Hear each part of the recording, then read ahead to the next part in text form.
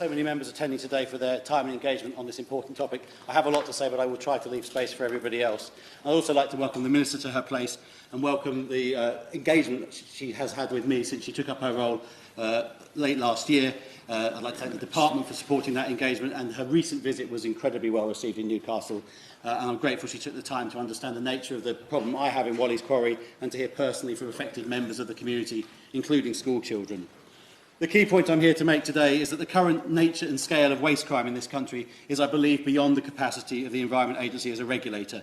And I think the current regulatory regime is no longer fit for purpose for two main reasons: the changing nature of the crimes being committed and the failure of the Environment Agency to keep pace and to act with sufficient robustness of force against them. They have sadly become a regulator which is no longer feared, but is mocked, with criminals able to carry out offences even under their nose. Now, let's be clear at this point: waste crime is not victimless. It threatens the environment and human health. It undermines investment, growth and jobs within the legal waste and resources sector. For the 2018-19 financial year, the Environmental Services Association estimated the cost of waste crime to be £924 million in England. It'll be over £1 billion by now. And that waste crime significantly reduces the viability and competitive advantage of legitimate businesses. They're being undercut by criminals, creating unfair competition and ultimately burdening the taxpayer or the landowner that has to step in when criminals walk away, leaving abandoned and toxic sites. As the House knows, I've raised the issue of Walleys Quarry repeatedly. We have an infamously smelly problem on our doorsteps in Newcastle-under-Lyme. It's made it all the way to the Court of Appeal and perhaps even the Supreme Court in the case of Richards v Environment Agency, which you referenced in your precursory statement, Mr Streeter. I do not wish to rehash the full story again. It's on the record and the Minister knows it very well by now. But I'd like to briefly mention that since the last time I spoke about this in the House, the hydrogen sulphide emissions have this year risen back up to levels not seen since May of last year, when it was at its peak. Residents are reporting, I've smelt for myself, that the stink is well and truly back, very much present in their day-to-day lives. It's an ongoing, continuing problem, making some vulnerable people ill, affecting people's mental health and making many thousands miserable, affecting their quality of life. And the Borough Council are now very concerned that the posi shell capping, which was mandated last year, has failed, and there are now increasing fugitive emissions from the site. Together with the County Council, they now believe that the EA's normal regulatory approach has run out of road and are seeking a new approach. And I believe the Minister should have on her desk a letter from Councillor Alan White, the leader of Staffordshire County Council, making exactly this point and asking to meet with her to discuss. And I hope she'll be able to accommodate that. What I'd like to focus on today is how Walleys Quarry shows the flaws in the current regulatory environment. As a precursor, however, I'd like to briefly tell the House the story of a company called Atlantic Waste. Over the winter of 2003-04, the Environment Agency received many complaints from local residents about odour coming from Kingscliff, a waste site near Peterborough run by Atlantic Waste. The agency was concerned about inappropriate deposits and treatment at the site and decided to investigate. The investigation revealed that several 100,000 tonnes of waste had been deposited above agreed levels, and the height of the waste threatened to make the landfill unstable. But instead of complying with this investigation, Atlantic Waste Chief Executive, Mr Adrian Kirby, and their Marketing Director, Mr Adam Sher, did some investigating of their own. They hired a detective agency, Active Investigation Services, under the guise of concerns about break-ins. This detective agency accepted Atlantic's proposal to tap phones and hack into computers. They hacked into residents' computers by sending them emails with attachments purported to contain the results of tests undertaken on the landfill. And when the police began investigating this agency, they found a complex web of staff, associates and clients involved in illegal activities. That detective agency had fitted devices to telegraph poles, roadside junction boxes all over the UK, listening in to over 1,000 calls. Now, following this investigation, Adam Sher and Adrian Kirby were arrested. Each pled guilty to conspiracy to cause modification of computer equipment and conspiracy to intercept communications unlawfully. Adrian Kirby received 6 months in jail, Adam Sher received 3. A handful of years later, Adam Sher, now a convicted criminal, was appointed to Red Industries Limited. Red Industries, under Mr Sher's control, took over Walleys Quarry landfill in Silverdale, in my constituency, the very same landfill I brought to this House's attention over and over again. It's incomprehensible to me that a man with this history would ever be allowed to operate a waste site. And yet that's the bizarre and troubling world in which we find ourselves. It wouldn't be allowed in the football business. They have a decent fit and proper person test. Yet in the waste industry, it seems nothing could be done to prevent a man with a proven disregard for the law, a proven disregard for the regulator, a proven disregard for residents from assuming responsibility for an environmental permit. In a letter to me dated the 6th of May 2021, James Bevan, the Chief Executive of the EA, Sir James Bevan, confirmed that in the case of an application to transfer the permit, the regulations require the EA to consider, quotes, whether the prospective new owners are likely to comply with the permit conditions, quotes. In considering this, they may take into account their management systems, technical competence, compliance history, financial competence, and any, quote, relevant convictions which they are allowed to take into account. It doesn't include spent convictions, but even if Mr Share's conviction had not been at this point spent, it was not apparently relevant. This is despite the EA itself being a victim of his previous crime.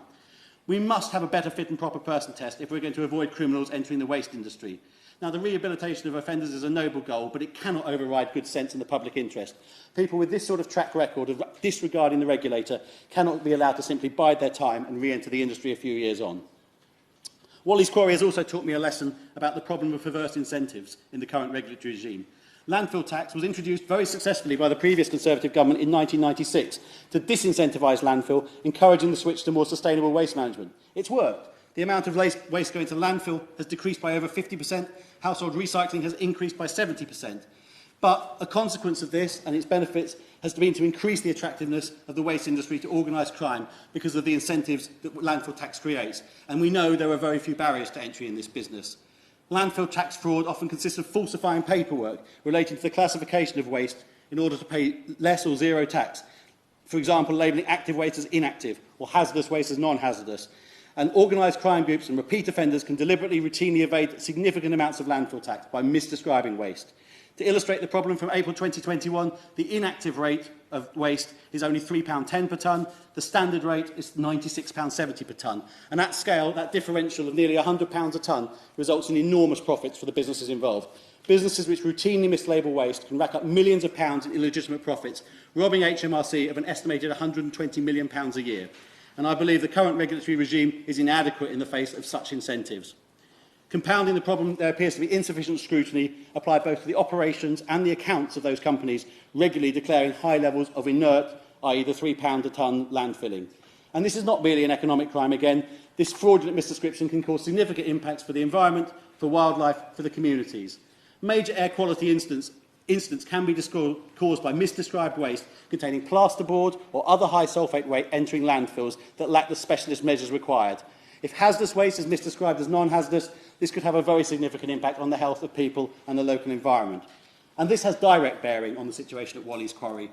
In evidence presented as part of that recent Court of Appeal case, Richards v. the EA, a representative of the EA explained that the increased level of hydrogen sulphide, the eggy smell, coming from Walleys Quarry landfill was most likely the result of gypsum-containing high sulphate waste being deposited in that landfill, contrary to the permit. Now, this can only have occurred as a result of some part of the waste chain mislabelling that waste or it not being properly separated from other waste. So I think we either have fraud or negligence somewhere in the chain. However, several people have contacted me to make specific allegations about illegal activities at Walleys Quarry landfill. I will, of course, keep them all anonymous, and I'm aware that we need to follow due process because there's an ongoing criminal investigation into these allegations, but I am keen to get some of the longest-standing, best evidence allegations on the record, some of which I and the Environment Agency have been aware of for nearly 12 months. The EA informed me that any investigation might take multiple years. Well, I feel that my constituents deserve to know the true scale and the nature of the problems that have been reported to me. In February last year, I was contacted by an anonymous individual who alleged that the current operator was using the site to bury hazardous waste outside its agreed permit. I was told this increased dramatically during lockdown, a period during which the EA ceased many of its normal activities. And employees were named, I won't name them here, who would have been involved in this activity. And the order to bury these hazardous wastes, according to the anonymous source, came directly from Mr Adam Share, who is the company's CEO and owner, from Mr Nigel Bowen, the company managing director, and from Mr John Clewes, who is the company technical director. There have all been other, less specific allegations too from multiple other sources. I've had many whistleblowers come to me. I've passed them all on to the Environment Agency. The House may also be aware that on the 6th of January this year, I raised concerns about so-called lawfare in the Chamber in the debate led by my right honourable friend here, and I referred to the attempts by The Guardian to publish an article about Walleys Quarry. I've been aware since November 2021 that they have been attempting to publish a story about the true scale of the issues at Walleys Quarry in my constituency, based on insider testimony of whistleblowers backed up by emails from within the company, and have thus far been prevented from publishing due to the legal threats made by Red Industries against the newspaper. And with the permission of Rachel Salvage, a journalist who has the courage to pursue this story in the public interest, I will read directly her words, the allegations she has been seeking to publish. Quote, hazardous waste, including arsenic, rat poison and zinc, has been tipped at a Newcastle-under-Lyme landfill, which is now the subject of a criminal investigation. The Guardian has seen internal emails discussing the practice at Red Industries, the operator at Walleys Quarry. A whistleblower, a former senior executive at Red, has alleged widespread illegal behaviour at the firm and has accused the regulator, the Environment Agency, of, quote, being asleep at the wheel. The whistleblower has provided The Guardian with emails that appear to show hazardous material is routinely dumped at Walleys to save the company's money. In October 2019, Red's compliance officer emailed colleagues about a shipment of cavity wax from a car manufacturer. Quote, "Is this for ATM or do we have another route in mind?" End quote. This cavity wax is hazardous and organic and should be shipped overseas to a company called ATM in Holland, which breaks it down into safer waste, but this process is expensive. In the emails, Red's group commercial manager replies, quote, "Walleys TFS," end quote. According to the whistleblower, this is an internal code for sending hazardous waste to Walleys that should be safely shipped overseas.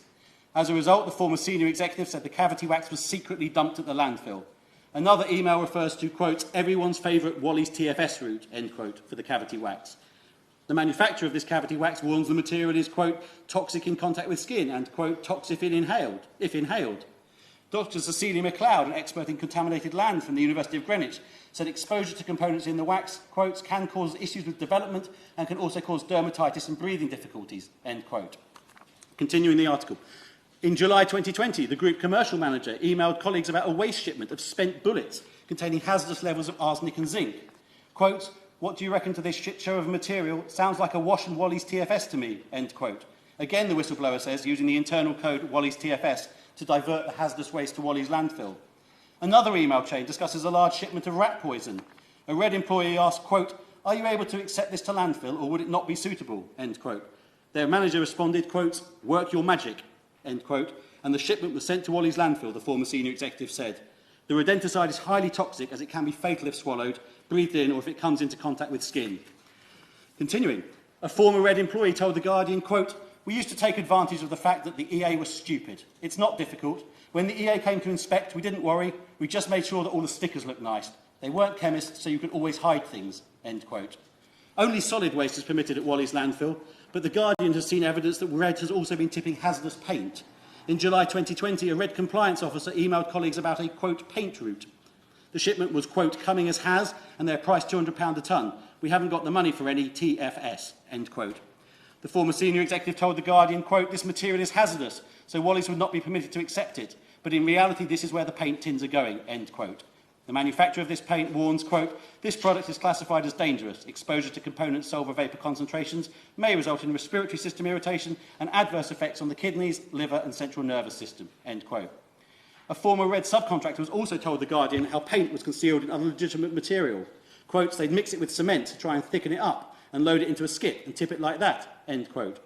McLeod described the pollutants as, quotes, "a horrible cocktail," and said that Red might think that mixing paint with cement would stabilise and solidify it, quotes, "but not all the volatile organic compounds get locked up. They're still there, and you'll have respiratory problems if you take these things in. A former senior executive at Red sent some of these emails to the Environment Agency in May 2021, along with testimony of Red's alleged law-breaking. In December, the EA announced a criminal investigation into Red. End quote, and I thank Rachel Salvage for providing me with that information. Investigations of the public record show examples from staff from Red Industries demanding the wording of compliance assessment reforms issued by the EA is changed, and the EA acquiescing. To paraphrase my constituent, Dr. Michael Salt, who's a nuclear scientist but has volunteered a significant amount of time to the Stop the Stink campaign, if I said the same thing to the Office of Nuclear Regulation, they'd have something to say about it. The EA are a regulator with no teeth, who inspire no fear, and whom I cannot have confidence. There is clearly serious failures here, which the EA need to account for. And in light of these revelations, I must ask that the operator's permit is suspended while these allegations are fully investigated. The EA's current approach has not worked. If the only explanation they can find for why we are once again seeing so many exceedances of the World Health Organization odour annoyance limits is the cold weather. And if there are such serious issues with the handling of such a sensitive case, how can anyone have confidence they're handling more routine cases appropriately? Another area the Walleys Quarry experience has taught me needs reform is in the bonds that these permitted operators must hold, which are staggeringly insufficient in the eventuality an operator walks away from a landfill or goes bust. I'm aware many constituents are joining a class action against Walleys Quarry. If that's successful, it would almost certainly make the company go bust, and there's not sufficient bond to account for that. Surely, walking away from your responsibility should not be get-out-of-jail-free card. These bonds need to reflect the actual risks involved. Now, the cost of doing bad business is not high enough. The fines when people are found to have breached the rules are too mild to be a proper deterrent. For example, some other cases recently, in November 2019, a company director was fined £1,272 for abandoning a Shropshire waste site. Clearing the site cost £45,000. In July 2021, a man was fined £1,000 for dumping waste in South West London, plus £500 costs and a £100 victim surcharge. But the clear-up and associated costs to the landowner total in excess of £100,000. These are simply not sufficient deterrents. I'd also like to briefly make another point, that of funding for the regulator. I note the recent articles on the front page of The Guardian, but I have personally been repeatedly assured by the EA that there is no issue relating to costs or resources in the regulation of Walleys Quarry. I want to assure my constituents... I will give way.